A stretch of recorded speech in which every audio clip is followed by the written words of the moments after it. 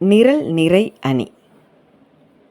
ஒரு செய்யுள்ள சொல்லையும் பொருளையும் வரிசையாக நிறுத்தி அவ்வரிசைப்படியே பொருள் கொண்டால் அது நிரல் நிறை அணி ஆகும். நிரல் படுத்துக நம்ம கேள்விப்பட்டிருப்போம். நிரல் படுத்துக இந்த வினாத்தாளெல்லாம் வரும். இந்த நிரல்னால் என்ன? வரிசைப்படுத்துறது. அப்போ ஒரு செய்யுளில் இருக்கக்கூடிய சொல்லும் பொருளும் வரிசை அமைச்சிருப்பாங்க.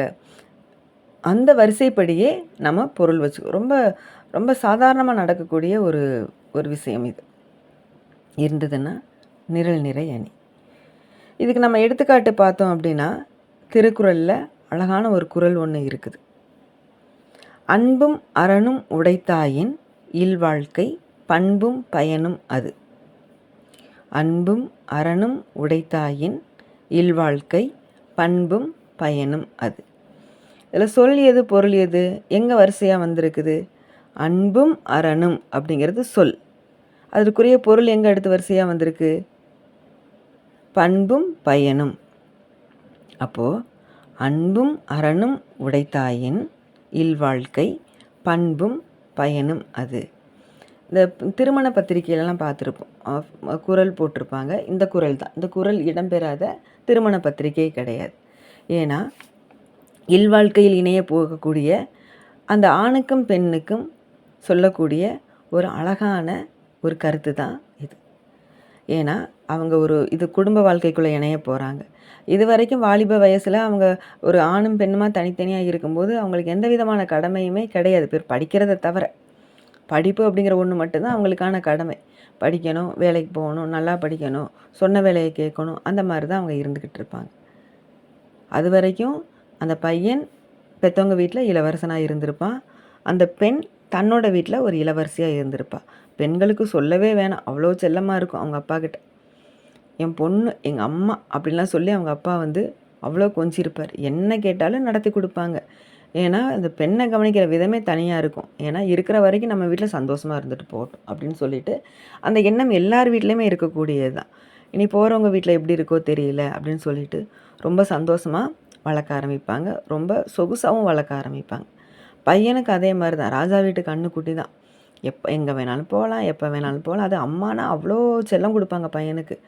என் சிங்கம் அப்படின்னு சொல்லிட்டு எப்படிப்பட்டவனாக இருந்தாலுமே விட்டு கொடுக்காம பேசுவாங்க. ஏன்னா என்னோட பையன் ஆச்சுதில்லை அப்படின்ட்டு. எந்த விதமான ரெண்டு பேர்த்துக்குமே ஒரு கட்டுப்பாடுகள் விதிகள் அப்படிங்கிறது அவங்களுக்கு அதிகமாக இருக்காது. சுதந்திரமான ஒரு சூழல் தான் அவங்களுக்கு விளங்கிக்கிட்டு இருக்கு. அப்போ எந்த விதமான பொறுப்புணர்வுமே இல்லாமல் அல்லது குறைவாக இருக்கக்கூடிய அந்த ஆணும் பெண்ணும் இல்லற வாழ்க்கைக்குள்ளே போயிட்டாங்கன்னா அதே போல் இருக்க முடியுமா?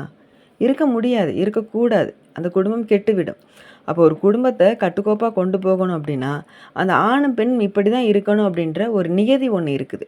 அப்போ அந்த நியதி என்ன அப்படின்னா அன்பும் அறனும், அன்பையும் அறனையும் கடைபிடித்தால் ஒரு இல்லற வாழ்க்கைக்குள்ளே இருக்கக்கூடிய அந்த ஆணும் பெண்ணும் அன்பையும் அறனையும் கடைபிடித்தால் அந்த இல்லற வாழ்க்கைக்குரிய பண்பும் பயனும் அதுதான், வேறு எதுவுமே இல்லை அப்படின்னு சொல்லி இந்த இடத்துல சொல்கிறாங்க. அன்பாக இருக்கணும். அவங்க தன்னைத்தானே அன்பு செய்யணும். நமக்கு நம்மளே ரொம்ப பிடிக்கணும். அதுக்கப்புறம் எதிர்த்தாப்புல இருக்கக்கூடிய அந்த மனைவிக்கு கணவனையும் கணவனுக்கு மனைவியையும் பிடிக்கணும். அதுக்கப்புறம் சுற்றத்தாரை பிடிக்கணும்.